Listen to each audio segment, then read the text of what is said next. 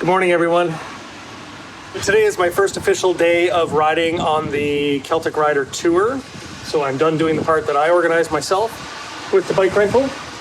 The bike's been performing amazingly. Today is a rainy day, and it looks like the next few days are going to be rainy. Go figure, we're in Ireland. You just see in the distance there, in that right where the V between the two buildings, you can just see Donegal Castle. And part of my bed and breakfast with Celtic Rider is I get a full Irish breakfast this morning. So I'm just going to go throw a few things on the bike and go and sit down and have some breakfast. There's a couple other riders here from Celtic Rider. They're going the opposite direction and they're doing a 14-day tour. And it sounds like they're having a blast. Every place that I've stayed so far, the room comes with instant coffee. There's no drip coffee, which is a little weird, but it's normal here, I'm assuming. So I'm finally getting a nice coffee. My breakfast is here. Let's have a look. Like, way too much food. My first full Irish, though, and I got it was good. Finished my coffee, and then let's get busy. There we go. We're all geared up. Top to bottom. Batten down the hatches. Let's get on the road. It's kind of a dry moment, so let's get going and see where we end up. Ladies tried to give me an extra coffee to go, and I was like, it's too hard to take all this stuff off if I have to stop. So let's go with tomorrow. I'll have a second coffee. So off I go. I'm a little lighter for today's ride since I'm going to be returning to the same accommodation for a second night. First off, I rode back through the town of Donegal. Then along some of the same roads that I had taken the day before. Then through the Barnsmore Gap again. Since I had decided to have breakfast before leaving, it made my departure a little later than usual, so I encountered a little more traffic than on previous days. After making my way through a few towns and out towards the countryside, it seemed unfortunately obvious that the rain was not going to let up, and most likely, it was an all-day thing. Continuing on, the landscape gradually changed. And just to make things a little more challenging, the winds were just as strong as the previous day, and appeared to be getting stronger as I rode on. That's what's coming up. Look at that. It is windy up here. Well, I'm very thankful I've got the wind at my back right now, because it is pretty strong up here.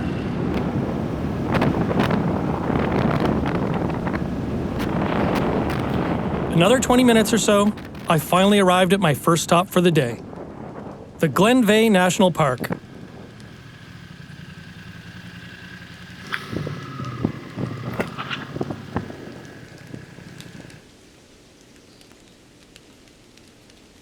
First stop of the day. We're up in the mountains where I just rode into. And this is Glenvay National Park.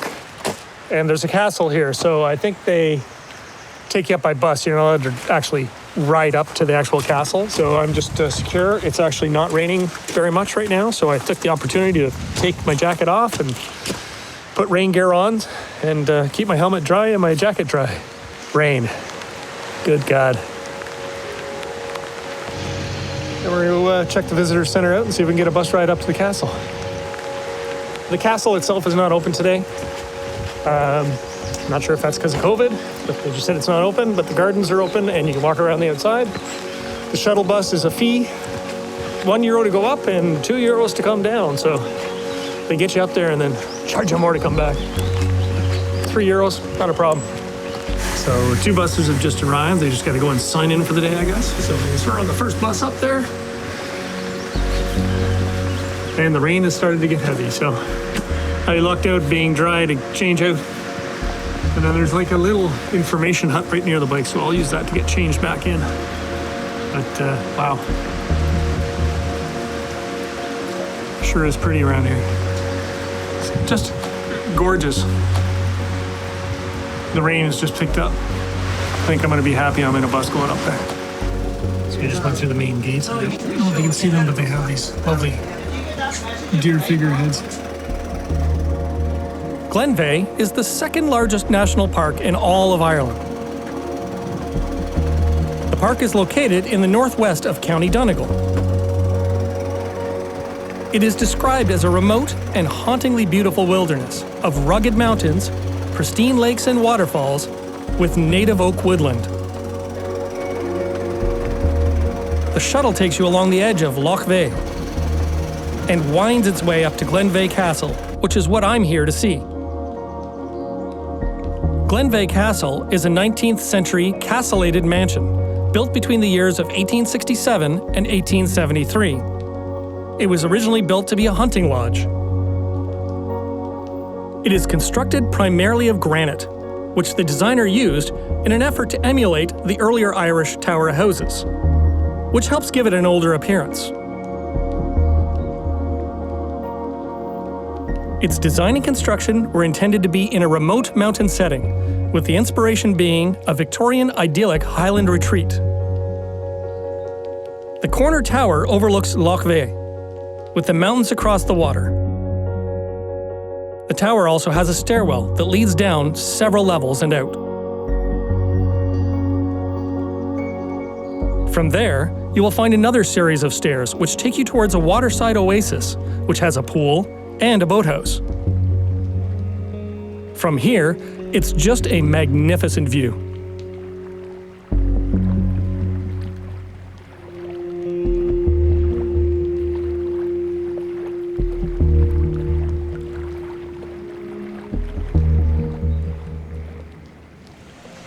So this is my third castle in 2 days. And the one up north was relatively tiny. And then yesterday in Donegal, it was pretty impressive, good size. But this one is a little more modern with a gigantic keep. I really wish it was open. I would love to get inside. That's the corner tower I was up in. Now apparently this keep is quite well fortified. The walls are apparently like 1.5 meters thick. They choose the most beautiful locations to build their castles. Let's continue our walk around the other side and see just how big this building is. It's massive. Glenvay Castle's original owner was John Adair. He did not have a very good reputation in Ireland after making some poor decisions. He died in 1885 and never saw his dream hunting estate completed. It was his wife Cornelia that continued to improve the castle and introduced deer stalking in the 1890s. We've got a lovely little tea room inside this courtyard. I'm sure on a sunny day it's great to sit out here and just enjoy a coffee. I think they call this the Gothic Orangery. Let him try. All right, we're gonna wander around the walled garden here, which is just starting to bloom. It looks like they're not quite there. Again, the bus driver was saying that they kind of get the same weather as Scotland up here, so I guess everything's a little behind. It's because we're so far up in the mountains, I guess.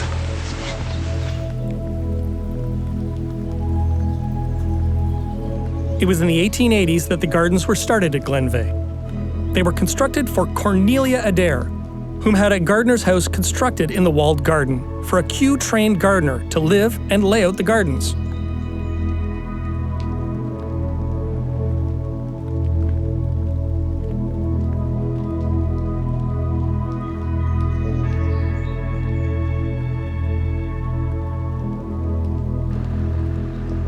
I wandered off towards the next set of gardens.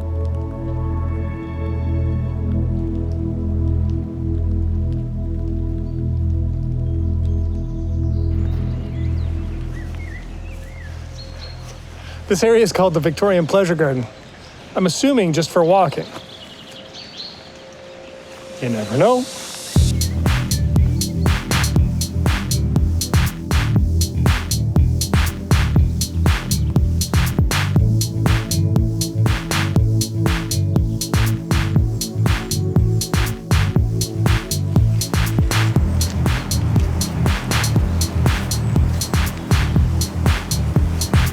Well, if I didn't get everything, I'll have to come back with my wife. What a stunning place to come and visit. Stop number 1 always takes me to noon. So I'm gonna grab a bite to eat, use the facilities, and move on with my time. Figured before I head back to the visitor center, I might as well have a nice sandwich here at the little tea house they have. All right, I'm headed back towards the bus now. But that was absolutely worth it. If it was open on the inside, I think I'd be here for another 3 hours. Let's get on the bus and head back to the bike. You can see bumps in the water, like rocks sticking out. And when the waves are higher, you can see them just peak more, and it's almost like, wow. You can see how people think they're, in Scotland. If there's something like that, it looks like a creature just popping up. It's incredible. I don't believe they have any of those folklore mystical monsters here, but you never know. I jumped on a shuttle all to myself and had a quick chat with the driver on the way back. Water's pretty low when you can see the rocks. Yeah. Normally them rocks will be all covered, Oh, okay. Yeah, we had the winter rains. We had the much rain this last while. There's a lot of rocks out there if you're out in the boat fishing. Are there fish in the lake? On that lake, Yeah. But it's catch and release, Oh, okay. and it's controlled by the inland fisheries, Do you get snow in the winter? Yeah, we get snow here, yeah. You get some winters you get a lot of snow, but you get a cutting every winter, The people had distilleries out in them islands. Oh, really? The local people. See, it was illegal at the time, and it was a nice quiet place to go. Oh. And they brought turf out and stuff. They found the remains of a few distilleries that were still left on the island. No kidding. Yeah. And what did they? I think they're in the museum in Dublin there or something. All that Okay. stuff.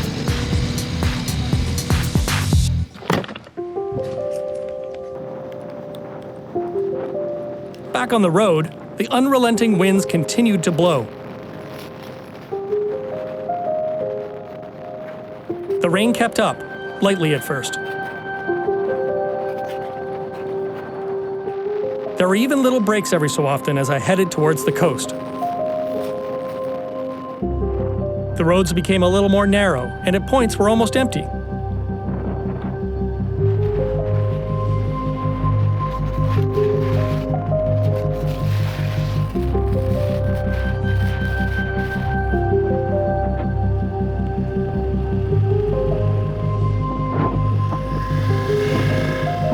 The elevation changed, and I had moments where wind gusts made some of the tight slope corners a challenge.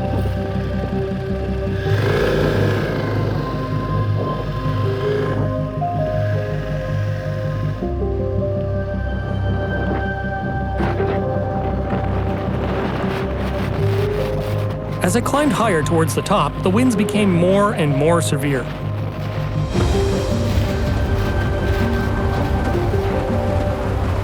Once to the top, I had about 20 more minutes of riding.